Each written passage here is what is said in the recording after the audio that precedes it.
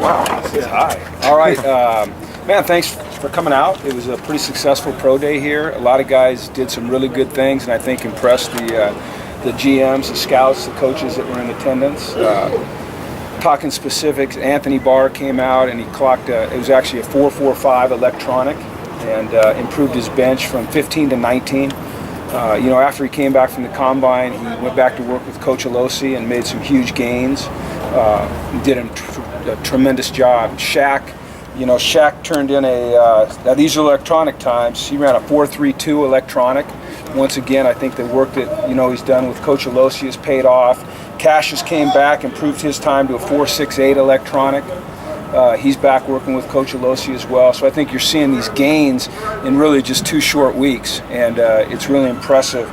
You see a guy like X, and one of the things that was really impressive about X is him sitting there with the scouts and the coaches, and they're saying, why is this guy doing all these drills? He did so well at the combine. And it just goes to show the character of Xavier. He always wants to be competing. He always wants to be improving.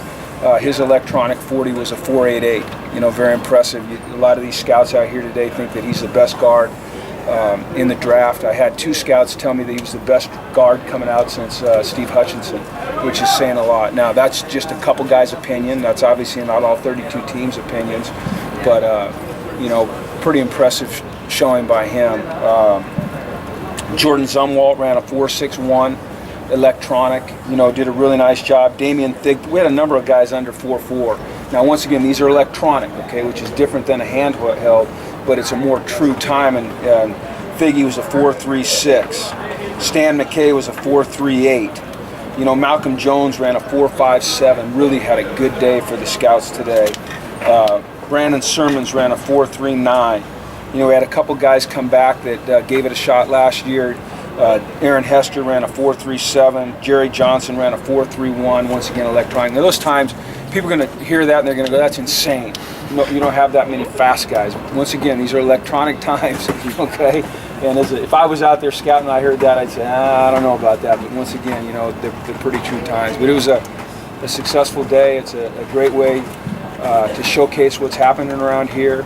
Today was all about those guys. We try to create an environment here where they can go out and have a job interview, because that's what it is for them. And I thought they all showed very, very well.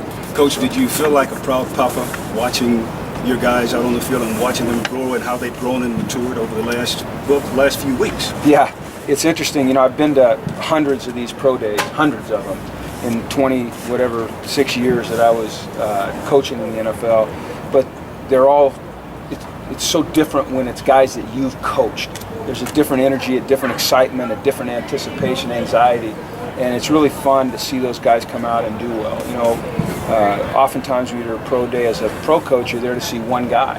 And here I'm seeing 15 or 16 or 17 kids that I really care about, and it's exciting when they do something well. And because of your previous experience, you were able to really give them a little more insight that maybe they couldn't get at other places. Well, just having the experience I've had in the NFL, and Coach Alosi having that experience, and Coach Olbrich, and Coach Clem, and Coach Yarber, and really Coach Polamalu, is we're able to really teach them what it takes to perform well out here, to be ready to go at the next level, from a mental standpoint, from a work ethic, from a mindset, how to prepare to watch film, all of those things, because we've all been there. And I think it's a real advantage in this program having had that. And I think it's showing up. I think it's showing up in a big way.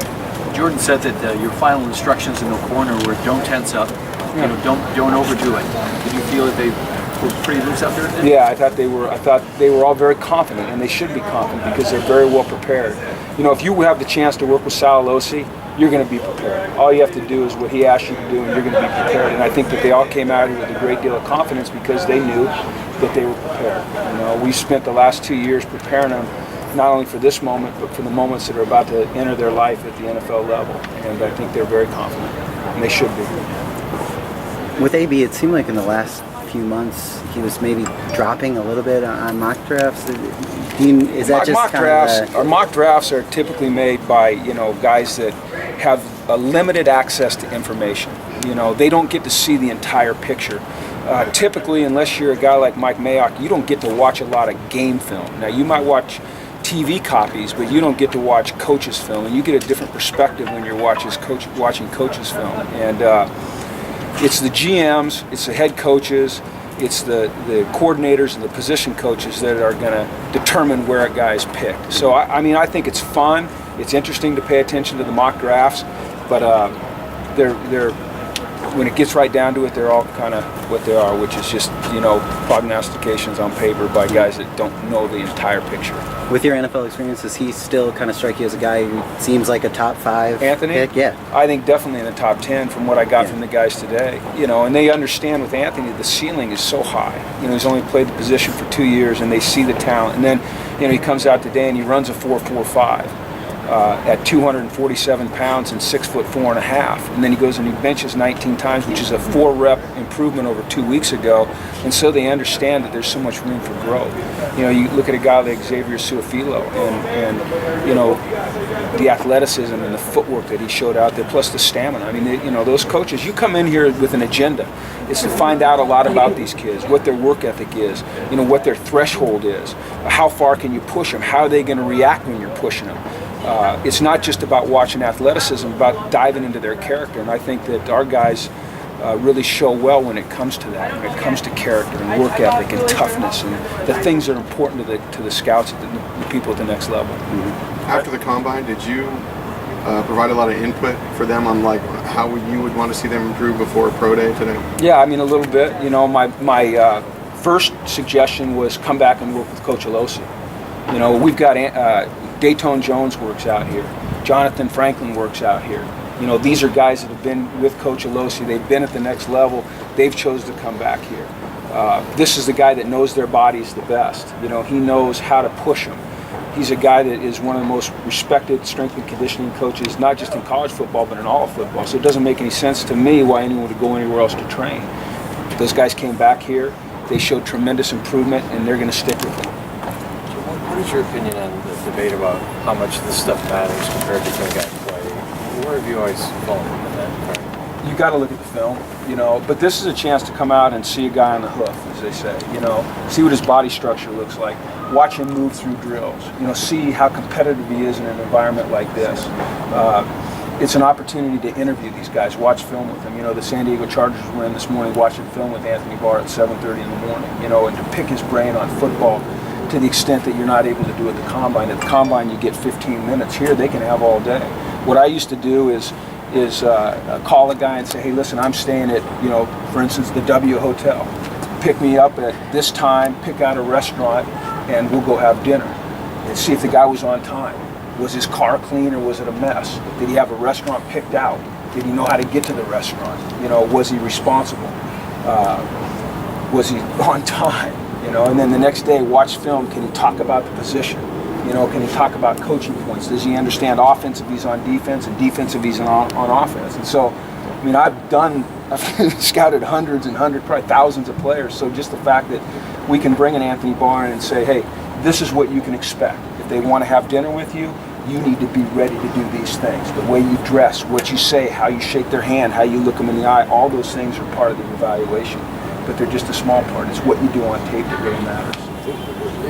But if a guy has a messy car, how would that affect? Because everything. These scouts, these teams are getting ready to invest millions and millions and millions of dollars. Not just in the contract, but they're spending millions of dollars in this evaluation period. I mean, millions of dollars. You only get 7 picks plus your compensatory picks. So you better be right. I mean, you are going to dig for everything. And it might just be the most minuscule thing that makes a difference between being drafted in the top 5 and being drafted 13 or 18. You're talking about millions of dollars of difference in those jumps. So I mean, I'm telling you what, you evaluate everything to the point where you go way overboard. But you got to know. You've got to know that you're making the right decision. So did you ever, in your years of doing this, get hung up on somebody over something and then think back, maybe that wasn't as big a deal as I tried not to. I think that what it is you're looking for red flags. And if the red flag pops up, you go back and you investigate it. You know, guy didn't run so well, why? Guy's Wonderlic test isn't so good. Is there a reason? I need to get in front of him. I need to talk about it. You know, maybe he doesn't read as fast as, you know, player B. You know, it's all those things. It's just putting the puzzle together and trying to come up with the best the best pick you can make. But once again, I think that having the NFL experience that we have on our staff, which there's not another staff in college football that has the NFL experience that we have. We got 4 Super Bowl rings, and I've been affiliated with 19 Hall of Famers, Pro Football Hall of Famers. So we have a wealth of knowledge to share with our players to try to prepare them for the next level. And I think you see it pay off on a day like this. Now, it's their hard work, but at least we're able to give them some guidance. Between the pro days and the combine, when you were in the league, was there one that you tended to weigh more heavily than the other? The pro day, because you got to get your hands on them. You got to spend more time with them. They were in their environment. At the combine, it's typical that those guys might get 3 or 4 hours of sleep a night. It's really hard to perform well at the combine. But once again, what the combine is, it's an opportunity to get every single prospect under one roof, doing the exact same drills, getting seen by all the doctors, getting interviewed by all the teams, so you're getting a consistency. But I always thought it was the pro day is what I put more stock in. These coaches, these scouts and coaches and GMs have been in here since 8 this morning. They've been watching film. They've been talking to our coaches. I had a meeting with them where I was able to talk in detail about each player, what his football character is, what his personal character is, what kind of leader he is, what kind of work ethic he has, what kind of teammate he is, all of those things. And so it's just all putting the puzzle together. What do you think of Cassius? Cassius was amazing today. Cassius, these guys that were out here today aren't going to go to another school where a guy like Cassius is going to do what he did. He worked out as a defensive end, he worked out as an outside linebacker, and he worked out as a tight end. So you talk about versatility. That's amazing. I've never seen that. I might see a guy who was a defensive end and do some pass drops. Or you might see a linebacker that they're projecting as a down guy do some pass rushes. But I've never seen a guy work out at defensive end, outside linebacker, and tight end. And I think that's, that goes to show you, Cassius's athleticism, his stamina, and then our willingness to play guys where they can help us win. Do you think he may have a future? Did you get the impression that maybe a few teams might want him in tight end? I don't know about tight end, but I think there's a couple teams that were interested in him as an outside linebacker. He reminds me a little bit of a Kevin Green type of guy. Maybe a guy in college that wasn't a great pass dropper, but if you got him on the edge and you got him matched up on a back, which sometimes you can do as a 3-4 outside linebacker in pass rush, that he was going to make you pay. A guy that can move in space. We know he's got good hands from working at tight end. Mm-hmm. So, I think there's a lot of interest, a lot of intrigue with Cassius. He was one of the guys that I spoke about most with these guys when they came in and said, "Tell me about Cassius. What is he off the field? What is he on the field?" And I think they're very interested in seeing where Cassius fits. Mm-hmm. What specific red flags are you looking for at pro day that you might not be at the combine? As an evaluator, attitude. You get a person, you're reading, facial expressions. You're listening for guys muttering under their breath. You want to see guys that can compete when they're tired. You try to break them out here.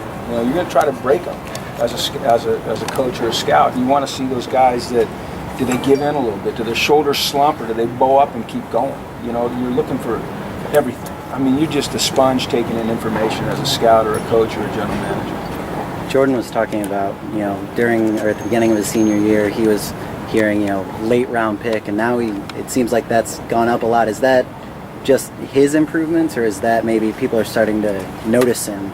Well, when you have a game like he had in the bowl game, I think that helps. He went to the Senior Bowl and he had a great week of practice. He was very prepared. He spent a lot of time with Coach Olbrich preparing for the Senior Bowl. Remember now, Coach Olbrich played in the Senior Bowl, so he knew what to expect at the Senior Bowl. Jeff had told him exactly what to do. I've coached in the Senior Bowl, so we've been able to help him along those lines. But I think what scouts like about Jordan is his versatility. He can play inside, he can play outside. He's going to be a dynamic special teams player. He's like the Energizer Bunny. He just goes and goes and goes. He's always got a smile on his face. Scouts like that. They like that a lot. He jumps out at you. He might not run a real clean shuttle, but he'll go knock a guy down. They like that nasty attitude he brings. Are there any injuries that are looking like they might linger into spring at this point? For these guys, or are we going to our team now? Our team now. Yeah, there's a few, but I'm not ready. We're talking about these guys right now. You're jumping ahead. Yeah, come on, man. That's not fair. Yeah, we can talk about that later. After seeing him out there today, would you draft Jeff Garcia in what round? Jeff Garcia has improved so much. And I can say that because I was on the field his very first day as an NFL quarterback. I was the defensive coordinator at San Francisco. Jeff came out for mini camp. Bill Walsh had hand chosen him. And I remember saying to Greg Knapp, the quarterback coach, after that first practice, walking in going, we're in some deep trouble. This guy cannot play in the NFL. He was throwing ducks all over the field. Now, the one thing Jeff has is heart and grit, and he's a tough son of a gun. And just seeing him out there today, I mean, he looks strong early. He may be faded. You know, what is he, 42, 44 now? But he looks strong early. I think he's a viable number 3 for somebody. Clipboard holder, get in there late and make some things happen. He'll compete. All right, thanks, guys. All right, thanks.